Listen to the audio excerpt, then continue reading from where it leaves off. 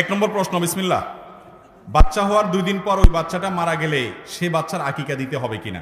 কোনো বাচ্চা জন্মের পর যদি 2 দিন পরে মারা যায় তাহলে সে বাচ্চার আকিকা দিতে হবে না। কারণ আকিকা কত নম্বর দিনে দিতে হয়? 7 নম্বর দিনে, নাকি 7 দিন পরে? 7 নম্বর দিনে, 7 দিন পরে না।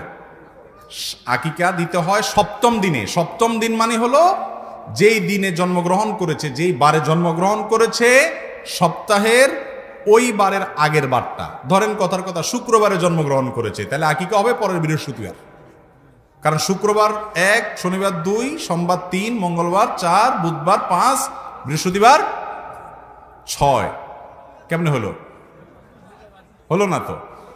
ও শনিবার গেছে, তাহলে শুক্রবার 1, শনিবার 2, রবিবার 3, সোমবার 4, মঙ্গলবার 5, বুধবার 6, বৃহস্পতিবার 7। যেই বারে জন্মগ্রহণ করবে আকিকা হবে তার আগের বার। মনে থাকবে তো? সহজ হিসাব। শনিবারে জন্মগ্রহণ করছে বাচ্চা, তাহলে আকিকা হবে কি বারে? শুক্রবারে, 7ম দিনে। এখন বাচ্চা জন্মের পরে যদি 2 দিন পরে দুনিয়া থেকেই চলে যায় তাহলে তো আর আকিকা দেওয়ার সুযোগই থাকলো না, তাই না? এই জন্য তার আর আকিকা দিতে হবে না।